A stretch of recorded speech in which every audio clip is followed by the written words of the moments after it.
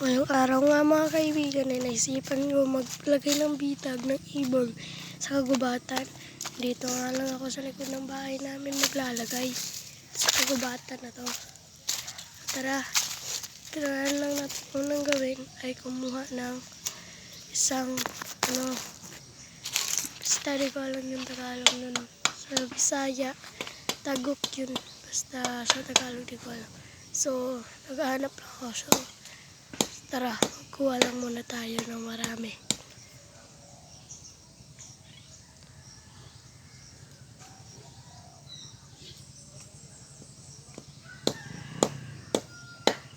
So dyan nga ay nahirapan din ako maghanap dahil kung maghahanap ka nito ay napakahirap din manguha dahil konti lang yung makukuha mo. Kailangan talaga gumugol ng maraming oras para makakuha ng marami.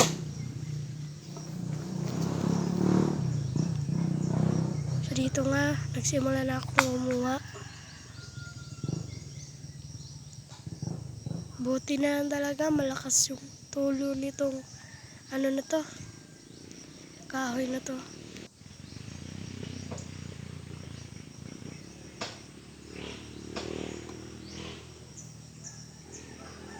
So dyan nga ay tagal din ako sa pagkukuha niyan kasi ang hirap talaga kunin ang kanyang katas din sa loob talaga. Diyan pinupukpuk ko nga para talaga lumabas talaga yung katas ng punong ito.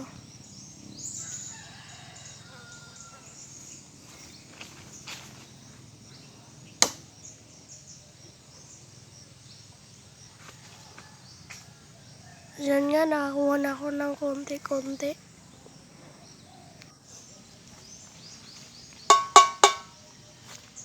Nupukpuk nga lang yan. So panoodin mo na lang kasi ang taas talaga ng voice over dito kasi tagal ko talaga nakuha yung mga katas talaga sa punong ito. Panoodin nyo lang hanggang patapos ang pagkukuha ko ng katas dito sa punong ito.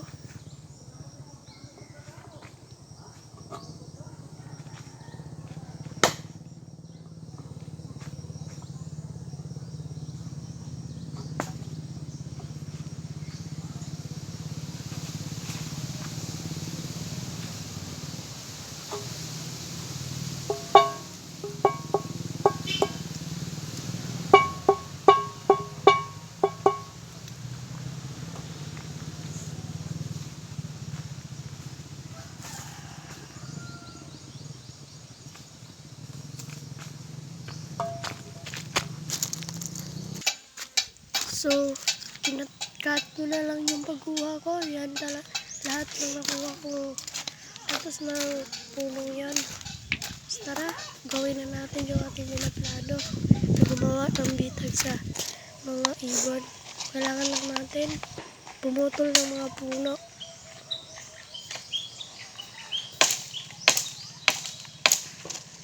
Kailangan lang talaga natin ng tatlo guys. Ito, dalawang kahoy na to at saka itong mataas na to. So, tara, simulan na natin ang paggawa nga.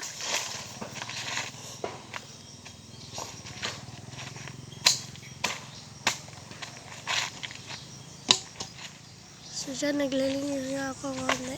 At ito na, simulan na natin.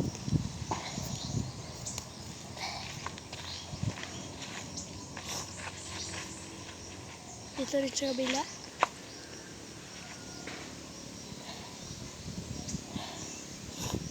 Kailangan magkatugma talaga. Ilagay natin yung stick sa ibabaw. Kailangan talaga matibay baka kasi mahulog kapag pumunta yung ibon dyan. Ano, napasampas ko pa nga. Tapos, ilagay na natin yung katas sa punong yun, sa puno, katas yung katas guys. Ilagay na natin siya. Tapos na guys. Kailangan talaga natin magkuha ng katas dahil kung walang katas na yun, hindi tayo makakahuli ng ibon. So, ito yung hitsura niya guys. Pakita ko sa inyo. Yan guys, oh. Teka lang. Yan guys, oh. Yung puti na kinuha natin sa puno. So, tapos na guys. So, kung gusto nyo makita ang part nito, abangan nyo. Bukas na bukas, tingnan ko kung may kuha tayo. So, bago matapos ang video, subscribe. Thank you.